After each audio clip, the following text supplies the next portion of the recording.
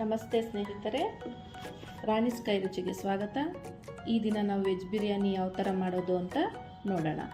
ಮೊದಲಿಗೆ ಕುಕ್ಕರ್ ಇಟ್ಟು ಅದರಲ್ಲಿ 2 ಸ್ಪೂನು ಎಣ್ಣೆ ಹಾಕಿ ಅದರಲ್ಲಿ ಹಸಿಮೆಣಸಿನ್ಕಾಯಿ, ಪಲಾವ್ ಎಲೆ, ಸೋಂಪು, ಕೇಸರಿ, ಚಕ್ಕೆ, ಲವಂಗ, ಗೋಡಂಬಿ ಮತ್ತು ಏಲಕ್ಕಿ, ಕಸ್ತೂರಿ ಮೆಥಿ ಇಷ್ಟನ್ನು ನಾನು ಹಾಕ್ಕೊಂಡು ಕುಕ್ಕರಲ್ಲಿ ಹಾಕಿರೋ ಎಣ್ಣೆಗೆ ಅದನ್ನೆಲ್ಲ ಹಾಕಿ ಸ್ವಲ್ಪ ಬಾಡಿಸ್ಕೋಬೇಕು. ಮತ್ತು ಈರುಳ್ಳಿನೂ ಕೂಡ ಅದರಲ್ಲಿ ಹಾಕಿ ಆ ಎಣ್ಣೆಯಲ್ಲಿ ಫ್ರೈ ಮಾಡ್ಕೋತಾ ಇರಬೇಕು. ಈರುಳ್ಳಿ ಚೆನ್ನಾಗಿ ಆ ಎಣ್ಣೆಯಲ್ಲಿ ಗೋಲ್ಡನ್ ಬ್ರೌನ್ ಆಗಬೇಕು. ಅದಕ್ಕೆ ಸ್ವಲ್ಪ ಪುದೀನ ಸೊಪ್ಪು ಸೇರಿಸ್ಕೋಬೇಕು.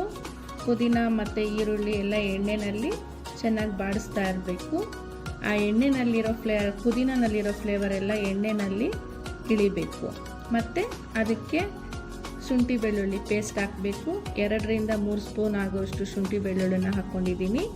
ಮತ್ತು ಅದಕ್ಕೆ 2 ಚಿಕ್ಕದಾಗಿರೋಂಥ 2 ಟೊಮೊಟೊನ ಹಾಕ್ಕೋಬೇಕು.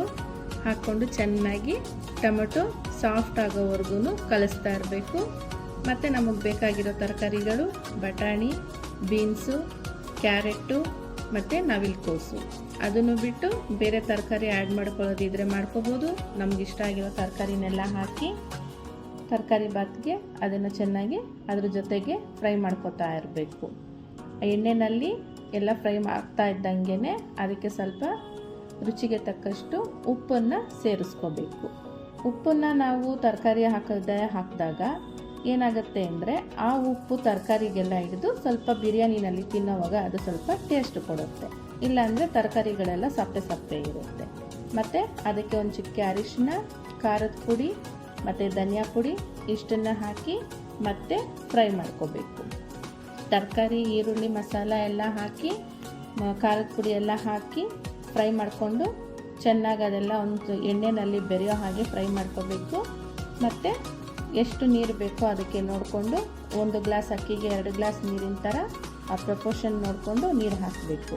ನೀರು ಕುದೀತಾ ಇರೋವಾಗ ನೆನೆಸಿಟ್ಕೊಂಡಿರೋ ಅಕ್ಕಿನೆಲ್ಲ ಸೇರಿಸಿ ಅದಕ್ಕೆ ಒಂದು ಅರ್ಧ ಹೋಳಿಂದ ನಿಂಬೆಹಣ್ಣು ರಸ ಹಾಕಿ ಕಲಿಸ್ಕೋಬೇಕು. ಚೆನ್ನಾಗಿ ಕಲಿಸ್ಬೇಕು. ನಾವು ಕೆಳಗಡೆಯಿಂದ ಮಸಾಲ ಎಲ್ಲ ತೆಗೆದು ಮೇಲೆ ಹಾಕಿ ಕಲಸಿ ಕೊತ್ತಂಬರಿ ಸೊಪ್ಪನ್ನು ಸೇರಿಸಿ ಇನ್ನೊಂದು ಸಲ ಕಲಿಸ್ಬಿಟ್ಟು ಒಂಚೂರು 1 ಸ್ಪೂನು ತುಪ್ಪನ ಬೆರೆಸಿ ಒಂದು ಸಲ ಕಲಿಸ್ಬಿಟ್ಟು ಕುಕ್ಕರ್ನ ಮುಚ್ಚಬೇಕು. ಕುಕ್ಕರ್ ಮುಚ್ಚಿದ್ಮೇಲೆ 2 ವಿಸಿಲ್ ಕೊಡಿಸಿದ್ರೆ ನಮ್ಮ ಬಿರಿಯಾನಿ, ವೆಜ್ ಬಿರಿಯಾನಿ ರೆಡಿ.